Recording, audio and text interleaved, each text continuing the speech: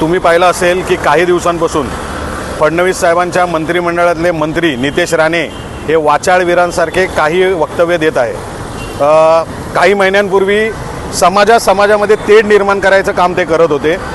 आज जर तुम्ही पाहिलं तर 2 महिन्यापूर्वी त्यांनी त्यांच्या सभेमध्ये स्वतःची जी सभा असते कार्यकर्त्यांना संबोधताना असं सांगितलं की आपल्या सगळ्यांचा बाप सागर बंगल्यावर बसलेला आहे। त्यावेळेसही आम्ही त्यांच्याकडे लक्ष दिलं नाही, पण काल परवा त्यांनी जे एक वक्तव्य केलं ज्यामध्ये त्यांनी सांगितलं सगळ्यांचा बाप हा मुख्यमंत्री हे फडणवीस साहेब आहे, त्यावेळेस आम्ही निषेध नोंदवण्यासाठी हा बॅनर लावलेला आहे। तुम्ही जर पाहिलं तर राजकारणासाठी बाप बदलणे ही आमची कधीही भूमिका नसते। आम्ही छत्रपती शिवाजी महाराजांच्या भूमीत जन्म घेतलेला आहे।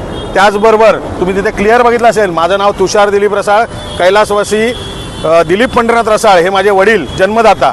देवेंद्र फडणवीस हे आमचे बाप नाही। माननीय मुख्यमंत्री देवेंद्र फडणवीस हे मुख्यमंत्री असल्यामुळे त्यांच्याबद्दल नक्कीच आम्हाला आस्था आहे किंवा त्यांच्याबद्दल आदर आहे, पण बाप म्हणून अजिबात नाही।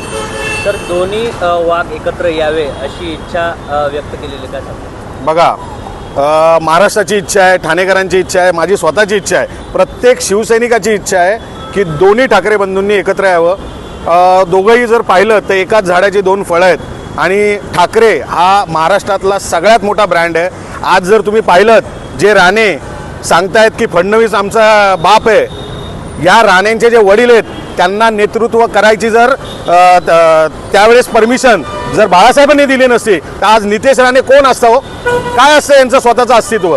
म्हणजे याचा अर्थ काय आहे की ब्रँड फक्त एकच ठाकरे। पुढची भूमिका काय असेल? बघा, भूमिका हीच आहे की आम्हाला आमच्या बापाबद्दल गर्व आहे। ज्या व्यक्तींना आपल्या बापाबद्दल गर्व आहे त्यांनी प्रत्येक चौकामध्ये असेच बॅनर लावून जोपर्यंत नितेश राणे माफी मागत नाही संपूर्ण महाराष्ट्राच्या जनतेची तोपर्यंत असेच बॅनर लागले पाहिजे।